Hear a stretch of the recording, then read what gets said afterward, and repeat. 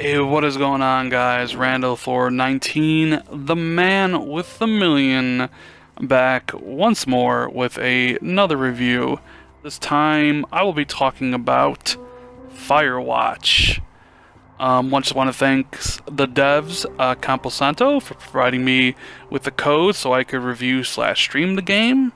You guys didn't know I stream a lot of my games on Twitch. If you would like to ever watch that, the link is in the description of the video. I stream a lot of games that come out on the Xbox One, so come check it out if you ever feel the need to. So Firewatch, what is this game? Well, it's a walking simulator. I know. Stop laughing, guys. This seems to be walking simulator week on my channel, but that just happens to be because of the game's releasing currently on the Xbox One.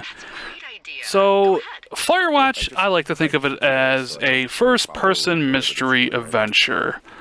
Mystery being of paramount importance to the game. That's what kind of drove me along. I was playing it, and I wanted to find out what the F was happening in Firewatch. So I'm just going to give you a little backdrop on the story. I don't want to spoil it too much for you guys because, like I said, it's something that needs to be experienced for yourself.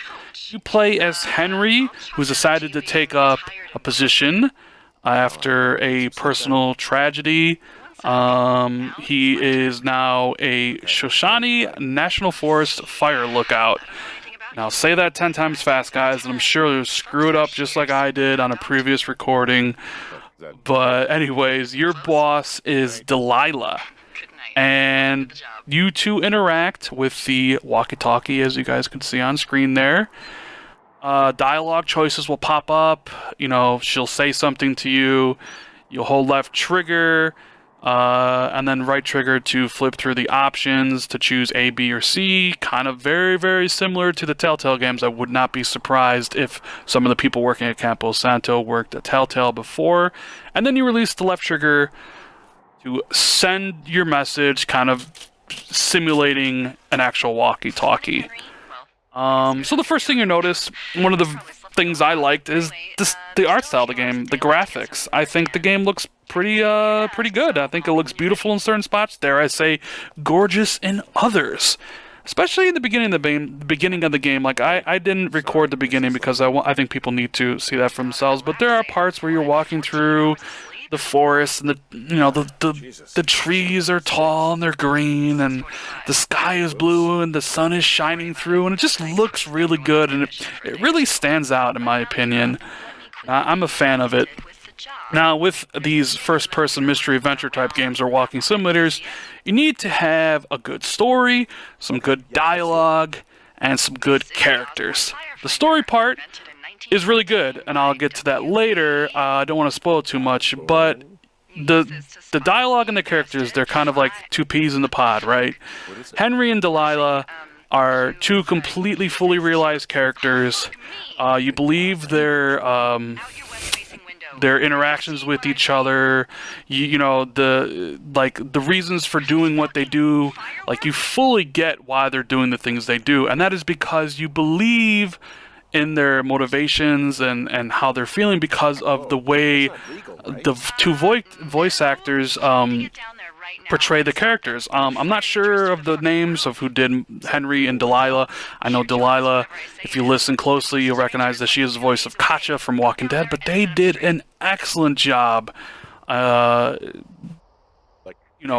talking in the game. The dialogue is one of the standouts. I would constantly be looking for more opportunities to talk with Delilah and listen to what she had to say and then say back to her. It's very, very intriguing, and it helps fully flesh out these two characters. And that's important, because if you're not going to have a lot of gameplay in your game, you need to have something else that people can hold on to, and they did a knockout job with the dialogue and the voice acting. Very top-notch, some of the best out there.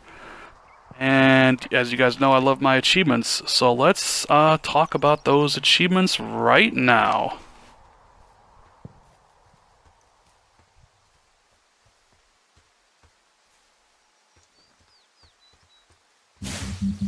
So, the achievements in the game are pretty straightforward. There are 10 of them. 5 of them you get for just completing the game. They're story-related. No chance you can't miss them. The other 5 are just for doing random things in the game. There's one for finding a turtle, which you can find in day 2. There's one for taking pictures with the camera, which you get part of the story. You just take all of them. And the other 3 you can get during a part later on in the game. I don't want to give it away at what day it is, but there's one for finding kind of a raccoon, one for finding a tape player, and one for finding a bee, essentially. So as you can see right here, Delilah will send you out to investigate certain things, and you're in this big, forest range, and she'll be like, hey, you know what, Henry, I want you to go to this place, this lake. It's called Jonesy Lake, and they provide you with a compass and they provide you with a map, and that is how you get to and from. You look on the map, like, okay, this is Jonesy map, I need to go west. You look at your compass and you just kind of go in that direction. It's how they extend the gameplay a little bit by walking to and from certain areas instead of just kind of putting you there. It adds a lot to the game. I mean, it is kind of busy work when they want you to go to the bottom of the map, and then for some reason they want you to go to the top of the map. But it adds a certain amount. You feel like you are part of this world, walking back and forth and using the compass and the map to find out where you're going. And since this game came out first on the PlayStation, they have added a couple new things for this version on the Xbox One. You can, after you beat the game, you can free roam through the entire park. The park is it's pretty big. Certain areas in this game you can't really get to, in the story at least, until you get the required tools. But in free roam, you can pretty much go wherever you want. Take your time, explore. And then the other one is look at that, a pair of panties. The other one is a developer commentary, much like the one in Dear Esther. So you can play through this entire game with comments from the developer team. And just like in Dear Esther, it's very enlightening. You'll learn a lot about the thought process that went behind making this game and things like that. And especially if you really like the game, I recommend playing through the game again in the dev commentary mode. It's quite cool. So I mean, at the end of the day, I was hooked on the mystery of this game. There's a certain point where the mystery kicks in, and I was formulating theories in my head about what could possibly be going on, and that just kept me driving forward to figure out the mystery of what is happening in Firewatch. It's a short game. That's another one of his cons. I think you can beat it in like 2.5 hours. It does have some bugs on this version. There is some pop-in. You notice the textures, the grass will pop in as you walk along. It's got a weird stutter issue as well. Like, you'll notice that it'll drop a lot of frames really quick and just kind of pause and then fix itself, which is kind of inexcusable for a game of this size, in my opinion. Like, it shouldn't really have any problems at all, but it does. But it doesn't really detract from the game itself. At the end of the day, I had fun playing it. I was intrigued by the concept. I believed in this relationship that you were forming between Henry and Delilah. I was constantly finding things where I could ask her so I can get more dialogue, because I really enjoyed their interactions and the different dialogues, trees that would show up. I just these games, as I mentioned before, my Dear Esther and my Virginia review, I really like these games. They offer a story, a mystery that sometimes you don't get in your normal AAA games, and I think they're worth playing. Now, this game is a little bit expensive. It is $20.